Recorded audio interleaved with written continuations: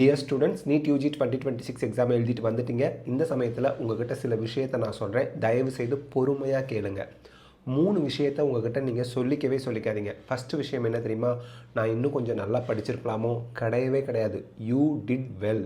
உங்களால் என்ன பெட்டராக பண்ண முடியுமோ அதை நீங்கள் பண்ணியிருக்கீங்க. அப்படி நீங்கள் உங்ககிட்ட சொல்லுங்கள். 2வது, என்னை விட மற்ற ஸ்டூடெண்ட்ஸ் பெட்டராக பண்ணியிருப்பாங்க. தவறு. அது எப்படி நீங்கள் சொல்ல முடியும்? ஒருத்தருக்கு ஒரு எக்ஸாம் டிஃபிகல்ட்னா மோஸ்ட் ஆஃப் த ஸ்டூடெண்ட்ஸ்க்கு டிஃபிகல்ட்டாக தான் இருக்கும். அதனால் தயவு செய்து அந்த யதார்த்தத்தை புரிஞ்சுக்கிட்டு நீங்கள் மட்டும்தான் மோசமாக எக்ஸாம் எழுதிருக்கீங்க அப்படிங்கிற நினப்பை தூக்கி குப்பை தொட்டியில் போட்டுடுங்க. டெலீட் பண்ணிடுங்க. Ctrl+Alt+Delete பண்ணிடுங்க. தயவு செய்து உங்களுக்கு எக்ஸாம் ஈஸினா ஊரில் இருக்க எல்லாருக்கும் எக்ஸாம் ஈஸி. உங்களுக்கு எக்ஸாம் டிஃபிகல்ட்னா ஊரில் இருக்க எல்லாருக்குமே எக்ஸாம் டிஃபிகல்ட் அப்படிங்கிற யதார்த்தத்தை புரிஞ்சுக்குங்க. 3வது, இந்த எக்ஸாம் தான் என்னோட எதிர்காலத்தையே டிசைட் பண்ணுது. தப்பு. ஒரு எக்ஸாம் உங்களோட எதிர்காலத்தை டிசைட் பண்ணுறது கிடையாது. எம்பிபிஎஸ் ஃப்ரெஷராக ஃபஸ்ட் அட்டம்ப்ட்லேயே சேர்ந்த எத்தனை பேர் 5.5 இயர்ஸ் முடிச்சுட்டு 2 வருஷம் 3 வருஷம்னு நீட் பிஜிக்கு ப்ரிப்பேர் பண்ணுறேங்கிற பேரில் வெட்டியாக ஊரை சுற்றிட்டு இருக்காங்க தெரியுங்களா?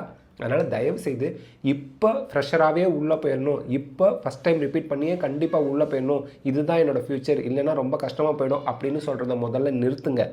லைஃபுங்கிறது ஒரு லாங் ஜேர்னி. அதில் ஒரு எக்ஸாம்ங்கிறது ஒரு சின்ன பார்ட். அண்ட் உங்ககிட்ட நீங்கள் கைண்டாக நடந்துக்குங்க தயவு செய்து. அடுத்துங்க, 2025 நடந்த ஒரு விஷயத்தை நான் உங்ககிட்ட ஷேர் பண்ணுறேன். ஒரு பையன் எக்ஸாம் எழுதிட்டாங்க. வெளியே வந்து ஓன அழுக, நெகட்டிவ் தாட்ஸ் கண்ணா பின்னான்னு தாண்டவம் ஆடுது. அவங்க பேரண்ட்ஸ் அவரை கன்சோல் பண்ண முடியாமல் எனக்கு ஃபோன் பண்ணி கொடுத்து ஏதாவது சொல்லுங்கள் சார் அப்படிங்கிறாங்க. நான் அவர்கிட்ட சொல்கிறேன், எப்பா 2025 examination is very difficult examination. நம்ப மாட்டேங்கிறாரு. அப்போதைக்கு அவர் அதை அக்செப்ட் பண்ணிக்கக்கூடிய மைண்ட் செட் இல்லை.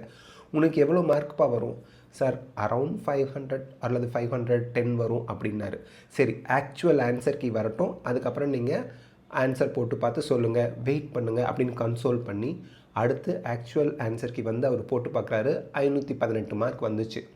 போச்சு சார், போன வருஷம் 618 கிடச்சிது, இப்போ 518க்கு எப்படி சார் கிடைக்கும் அப்படின்னு புலம்ப ஆரம்பிச்சிட்டாரு. அவரை பத்திரமா கன்சோல் பண்ணி வச்சுருந்து கவுன்சிலிங் கால் ஃபார் பண்ணதும் எம்பிபிஎஸ் அட்மிஷனுக்கு அப்ளிகேஷன் போட்டு ஃபஸ்ட் ரவுண்ட் ரிசல்ட் வருது.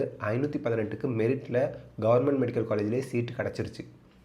ஒரு யதார்த்தத்தை இந்த இடத்துல நீங்கள் புரிஞ்சுக்கோங்க. இந்த விஷயத்துலேருந்து ஆக்சுவலாக நமக்கு நீட் யூஜி 2026 ரிசல்ட் வந்து எல்லோரும் எவ்வளோ மார்க் வாங்கியிருக்காங்க, ஒவ்வொரு மார்க் ரேஞ்சிலையும் எவ்வளோ பேர் இருக்காங்கங்கிறதெல்லாம் தெரிஞ்சதுக்கப்புறம் தான் நமக்கு சீட் கிடைக்குமா கிடைக்காதாங்கிற உண்மை தெரிய வரும்.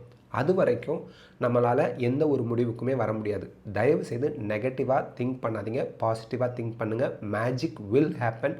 B positive. தேங்க்யூ.